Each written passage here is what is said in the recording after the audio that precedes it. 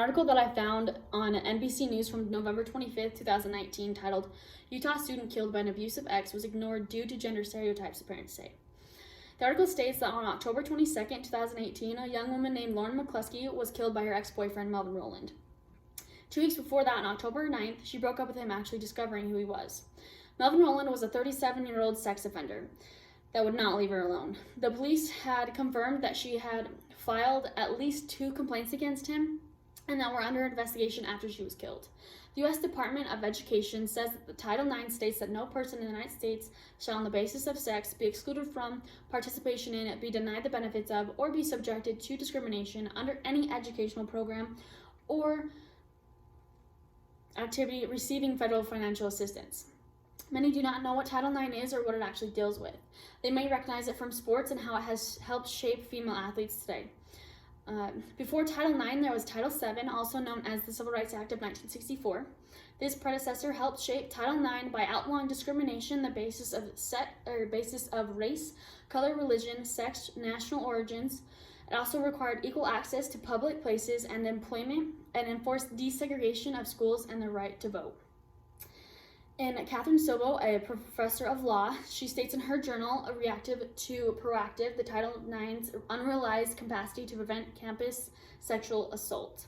She stated in Section 1, Title VII to Title IX, the doctoral debt to the Civil Rights Act. She stated in Letter B, the omission of the word sex from the titles of the Civil Rights Act of 1964 that addressed education was corrected in 1972 during the reauthorization of the Higher Education Act of 1965. Title IX was added to the reauthorization to govern sex equality in educational programs receiving federal support. There was still little to no discussion of rape or sexual assault as a mechanism of institutional inequality in workplaces or educational settings at the time of Title IX was enacted. That understanding evolved under Title IX, with each step in the doctoral development following the same or similar steps as under Title VII. As Title VII shaped the concept that sexual imposition can be sex discrimination, Title IX followed.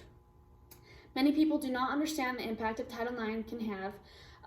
In the article, few University of Utah students who experience sexual assault report to campus officials, a new survey shows.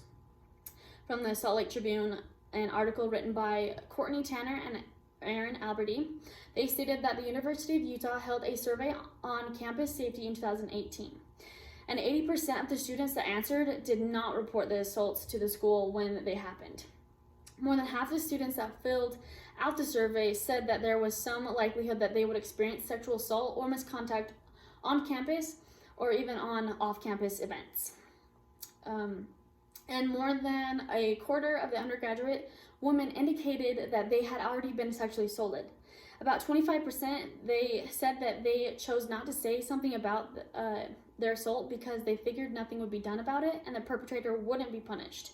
And to add on to that, about 18% of the students who responded to the survey had also said they don't believe the university does enough to protect the students' safety. This survey was taken before the incident in the fall with Lauren McCluskey. At my previous college, we did surveys and small online classes about Title IX so that we understand what it was and what it dealt with. It gave scenarios that dealt with students to students, professor to student, and student to professor. It allowed us to use our critical thinking skills on what we thought was wrong and right. Title IX ensures that students have a right to have a safe place where they spend most of their days while completing their degrees. Students should know that the staff, whoever oversees the Title IX cases, will take care of them and take seriously. We should all know our Title IX coordinators at our colleges. Before now, I had no idea who ours was. Our Title IX coordinator at DSU is Gabe Midland. At some point in our lives, we have or will face some form of sexual discrimination, whether it is at work, school, or in our daily activities. It may be a small comment from somebody, or it may go as far as sexual harassment or beyond that.